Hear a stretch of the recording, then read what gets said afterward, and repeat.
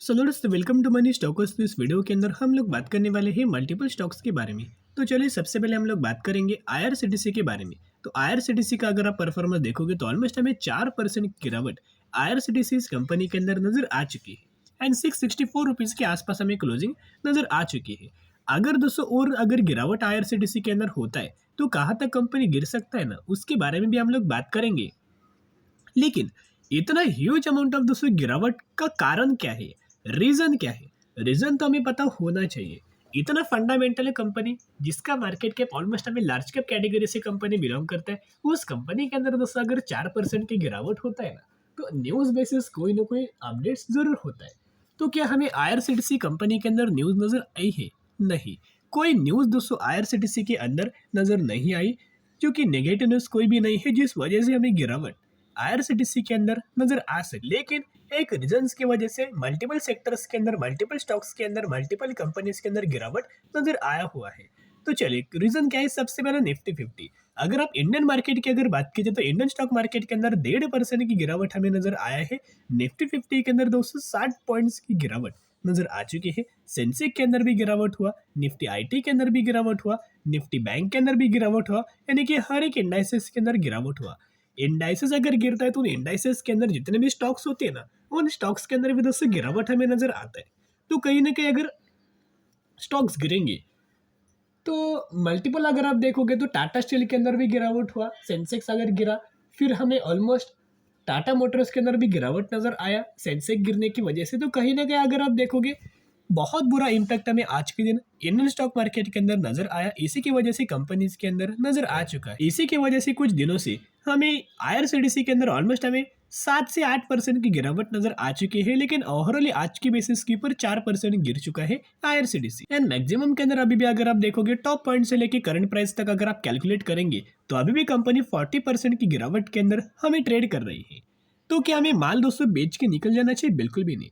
IRCTC एक fundamentally company बहुत ज़्यादा स्ट्रांग है। आपको याद होगा दोस्तों कि कंपनी के अंदर एक हमें एजीएम नजर आया हुआ था, जो कि साल में कंपनी का एक बार नजर आता है, जो कि एनुअल जनरल मीटिंग। उस एनुअल जनरल मीटिंग के अंदर हमें सीईओ के द्वारा, एमडी के द्वारा, मैनेजमेंट के द्वारा यही हमें डिस्कशन किया गया था कि हमारा जो आईआरसीटीसी का इंटरनेट टिकटिंग वाला बिजनेस है ना, वो बहुत अच्छा खासा काम कर रहा है।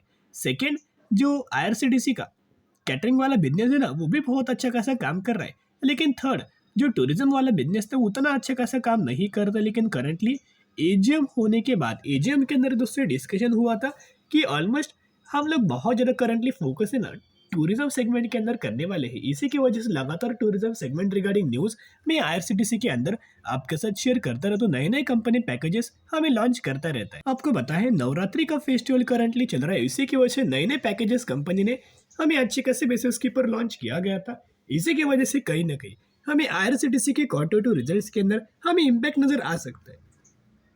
अभी हम आ चुके हैं अपडेट्स के ऊपर। कंपनी दोस्तों गिरा है, लेकिन जो अपडेट्स है ना, वो बहुत ही अच्छी खासी पॉजिटिव हमें अपडेट्स नजर आए हैं। तो अपडेट्स क्या ही देखेगा? IRCTC sign MoU with NBCC services, यानी कि बेसिकली यहाँ अगर आप देखोगे कंपनी ने एक एनबीसीसी सर्विसेज के साथ एक बहुत अच्छी खासी पार्टनरशिप हमें किया है। अभी जो भी कंपनी एक दूसरे के साथ पार्टनरशिप करता है ना, दोनों कंपनियों को विन विन सिचुएशन की सबसे आने वाले फ्यूचर में दोस्तों बेनिफिट होता है एंड दोनों कंपनियों को बेनिफिट्स हमें मिल जाता है। लेकिन ये बेनिफिट्स है ना, कोई लॉन्ग टर्म बेसिस के ऊपर होता है, शॉर्ट टर्म बेसिस के ऊपर बेनिफिट हमें बिल्कुल भी नहीं दिया जाता। एंड मेजरली आपको बताऊंगा कल के दिन हमें मार्केट क्लोज होने वाला है, यानी कि क्लोज रहने वाला है। फ्राइडे के दिन मार्केट डायरेक्टली हमें ओपन होने वाला है।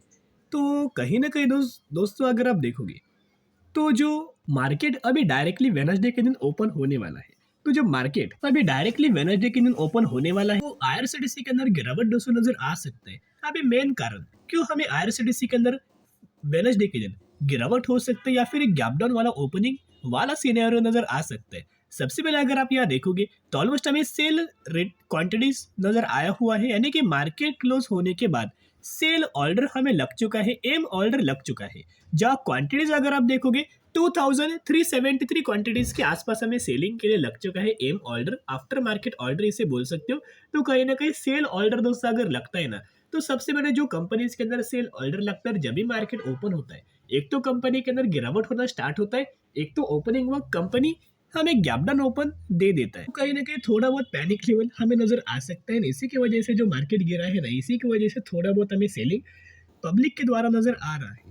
लेकिन क्या हमें सेलिंग करके निकल जाना चाहिए? बिल्कुल भी नहीं दोस्तों। मैं आपके साथ एक डेटा शेयर करना चाहूंगा जिसकी वजह से आपके अंदर कॉन्फिडेंस डेवलप हो सकता है एंड 100% कंपनियों को आप लॉन्ग टर्म बेसिस के ऊपर होल्ड कर पाओगे। देखिएगा, होल्ड करने के लिए क्या लगता है? कॉन्फिडेंस। एंड कॉन्फिडेंस अगर आप होगा तो ही आप पेशेंस रख के कंपनी को होल्ड कर पाओगे, लॉन्ग टर्म बेसिस के ऊपर आप कंटिन्यू कर पाएंगे। तो यहाँ अगर आप देखोगे तो ऑलमोस्ट हमें म्यूचुअल फंड्स का डेटा सितंबर महीने का शेयर करना चाहूंगा। कोटक का एक फंड ने 27,400 करोड़ की खरीदारी किया। आदित्य बिरला का एक फंड ने 1400 करोड़ की खरीदारी। एसबीआई का एक फंड ने 21,000 करोड़ की खरीदारी। एचडीएफसी का एक फंड ने 64,000 करोड़ की खरीदारी। एडलविस का एक फंड ने 7,000 करोड़ की खरीदारी। यानी कि जो आईआरसीटीसी के अंदर जो लगातार दोस्तों म्यूचुअल फंड्स की खरीदारी हमें नजर आई है, तो एक रिक्वेस्ट करना चाहूंगा, बिल्कुल भी माल मत बेचना। अगर कंपनी और गिरता है ना तो और दोस्तों निवेश करने का सही मौका है। एंड करंटली जो आईआरसीटीसी है ना, ऑलमोस्ट हमें ब्रेक डाउन करने के लिए तैयार हो चुका है। यानी कि बेसिकली करंटली एक मेक एंड ब्रेक इस लेवल्स के आसपास हमें आईआरसीटीसी ये कंपनी ट्रेड कर रहा है। टाटा पावर भी कंपनी वही लेवल्स के आसपास है, विप्रो भी कंपनी वही लेवल्स के आसपास है। सबसे पहले एक लेवल जो हमने बात किया था कंपनी का, एक हमें सपोर्ट लेवल बन सकता है 669 रुपीज का। उसी लेवल्स के आसपास कंपनी की 666 रुपीज के आसपास हमें क्लोजिंग नजर आया। यानी एक तो ट्रेड लाइन के आसपास हमें एक सपोर्ट मिल सकता है, क्योंकि ये ट्रेड लाइन अगर आप दोस्तों गौर से देखोगे ना तो एक बार सपोर्ट लिया, दो बार लिया, तीन बार लिया और अभी थर्ड बार कंपनी वही लेवल्स के आसपास हमें ट्रेड कर रहा है। अगर मार्केट दोस्तों वेडनेसडे के दिन और अगर गिरता है ना तो कहाँ तक कंपनी आ सकते हैं? सबसे पहले 610 रुपए तक का हमें लेवल्स आईआरसीटीसी के अंदर शो हो सकते हैं अगर मार्केट और गिरे तो।